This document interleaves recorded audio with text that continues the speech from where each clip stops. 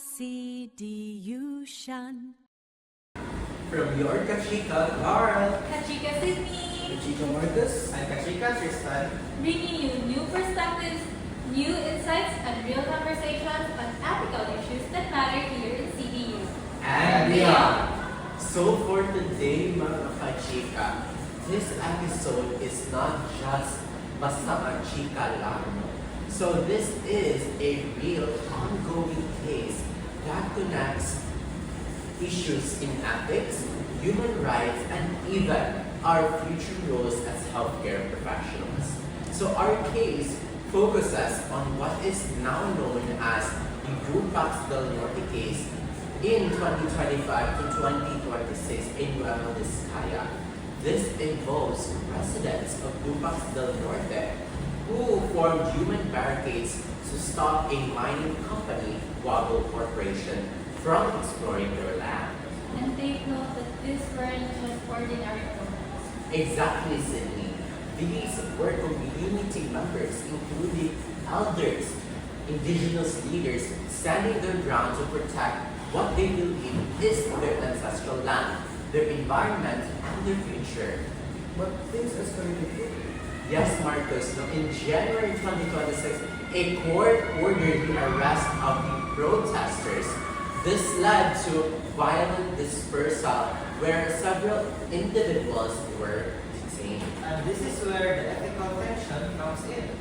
Right, Tristan, because of this case is not just about law enforcement or protests. It raises deeper questions. No? So when legality conflicts with morality, which should prevail?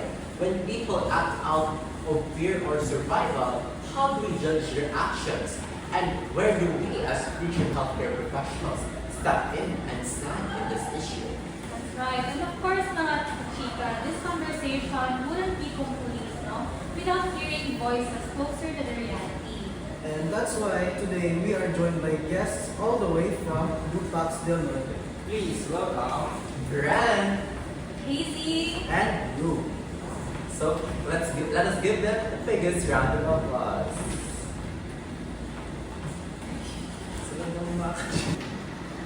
welcome back, mga Kachika. So, alright, mga Kachika, now let's get into the first layer. What people actually did and why it matters ethically. So, this is where it gets really interesting, no? Because we are going to analyze the human acts. So that's right, Cindy. So I like this part because we are like feeling an onion. Every layer tells a story. Yes, exactly. So there are actually two main actions flashing here. So first, that the police and state forces moving in to disperse the protesters and make arrests. And the second is that the community members forming human barricades to stop the mining operations. But here's the thing, no? The police, they just followed court orders. They were fully aware with clear intent. And in ethics, we actually call this perfect voluntariness. They had full knowledge and full freedom in executing the dispersal. But on the other side, the protesters were just resisting for no reason.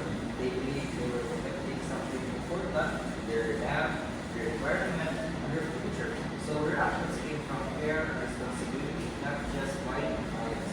So ethically, their actions fall under the perfect voluntariness because their freedom to choose is heavily restricted by the situation they were in.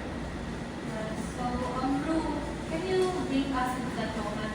What was it like during the dispersal? It was scary. People were panicking. It was absolute chaos when the SWAT arrived. And also, we felt intense emotions taking over our city. So what went through your mind during that? Because I know it must be terrifying for you. Helpless. We were just trying to stand our ground. But seeing the shields and battle, it was just pure survival instinct. So that means really hard. It's not just a protest anymore. It's people getting hurt, protecting what they love, and what they think is right. It shows how passionate they are. So especially, it's antecedent passion. Like a sudden panic can overwhelm a person's Yes, and hearing that, you can really feel how the modifier of fear played a huge role.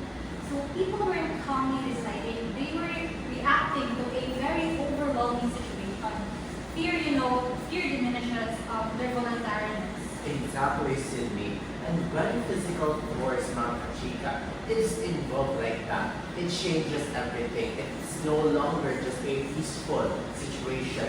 People are being pressured physically and emotionally. That is the direct modifier of violence, which heavily lessens the moral capability of the community to fight back. Yes, that's right, Mama Chica. And we can't forget the modifier of ignorance. Hazy, earlier we talked about how the mining company allegedly used Ayuda attendance sheets as consent for mining. Yes, I'm actually glad you brought that because it is totally unfair.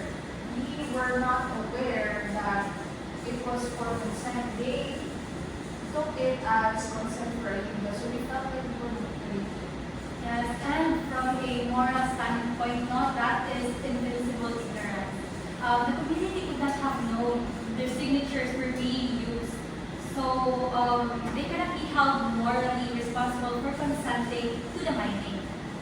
And from the community side, no, it wasn't just fear or ignorance, because it was also uncertainty, because not everyone knew what the mining operations would bring, but they knew that their land and their way of, it would affect their land and their way of life. Exactly, guys. So when we look at both sides, no, mga kachika, the state acted with perfect voluntariness, following legal orders, while the community acted out of responsibility, modified by fear, violence, and their cultural habits. So, and that shows us something important, Ma'am Chica. Actions doesn't exist in a vacuum. You have to look at the situation where people were in. Because once you do that, it's not just about who followed the law or who didn't. It actually becomes a deeper question of why the people acted and why they did it. Yes, mga kachika, and that's what makes this case so complex, no? And so important to talk about. At the end of the day, this isn't just about who was right or who was wrong. It's about understanding that behind every action are real people facing fear, making difficult choices, and just trying to protect what matters most. And maybe that's the real takeaway here. Before we judge actions, we have to understand the situation people were in. Because once you see that, it's no longer just a case. It becomes a story of the people from the people. So that's right. We need to look deeper than what the law says. We need to evaluate the morality of the act. And to do this, we have to look for the determinants of that morality, which is the object, the intention, and the circumstance. Right? Because things are rarely black and white, mga kachika. So exactly. So this starts with the object. So the act itself. The government followed court orders to lay first, and the mining company used their permits to explore. And on the other side, people physically blocked the operation. So if you only look at the law, the object of the protesters was wrong. But you also have to look at their intentions, the purpose of what the doer. That is righteous, Dan. Because why they do just, it is as important as what they do. Brett, you were there. Why did the community really set up those barricades? It wasn't just for trouble instead. We wanted to protect ourselves, our survival, our future, for our children and our grandchildren. We wanted to protect what our future held. So when in ethics, wanting to protect life is an inherently good intention. So now let's talk about the last determinant, the circumstances, the situation and the conditions surrounding the act. And legal court order be morally wrong. It's because of the circumstance. No, this isn't just a normal public act. It belongs to the people living in it and their ancestors. Yes, and keep in mind, that the people protesting weren't just random empty strangers. It was their land. So exactly. So the police wars against elderly women and expecting indigenous leaders. When you use violence against vulnerable people, people who are just trying to protect their home, it destroys human dignity. The law might say clearing an area was legal, but because of aggravating circumstances, who was hurt and where it happened, the act of dispersion becomes morally wrong.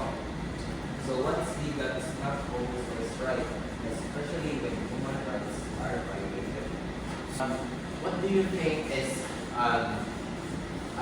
the effect of mining in the people in the long run? In the long run, mining causes the community to become more inclined to industrial and step away from nature. You know, as humans, we really need to connect with nature, and mining destroys that connection. So that is true, Brad. So that is where it becomes a real concern for us as future healthcare workers. Exactly. So the protester is brought in for treatment, even if there's under state custody, I would still treat them the same way any other patient would, because their condition comes first, not their legal situation. They still deserve proper care or justice and dignity, which aligns with our core ethical principles. Yes, that's right, because that shows how healthcare should stay unbiased, no matter what's happening outside. I would like to ask our guests from the hospital, Ru, from your experience, how does this situation affect the health of people in their community, physically or even emotionally? Because they can massive move. It was just It's taking a massive toll, and it's very mentally taxing because the violence from the police and stress, trauma. we were also uncertain what will happen to our livelihoods. So thank you for sharing that. So, what do you think, Casey? What do you think is can we do here? Like, what can you suggest, especially that something like this is legal but causes human harm? So, my thoughts on that matter is sometimes, in the case here, the government and the company said they were legal to do exploration, but sometimes the interests of the community and the company, they cannot be the same. So I think what's best done for the company is they really pay attention to what the community wants. That was the mistake of the corporation. Let us ask Brad, what is your message to the Bubble Corporation and to our judicial branch with regards to this case right now? My message is that the people's suffering should come first. Benefits to the government and whatnot become after the people have been satisfied and protected. Thank you so much. Thank you so much for being so brave and for being here today, for sharing your reality and for helping us understand the true human side of the Tupac Del Norte case. So we just want you to know, guys, that we are standing with you. Because whether we are students, citizens, or future healthcare professionals, we have a moral duty to advocate for a safe, just, and a healthy environment for everyone. So, wow, what an incredible, deep, and eye-opening conversation today. So, this is the time where we have for today's episode. So, thank you so much as well for our guests. Thank you so much, Casey, Ru, and Brad for being here. Likewise. Likewise. Okay, so mga kachika, Mga madibdib na chika,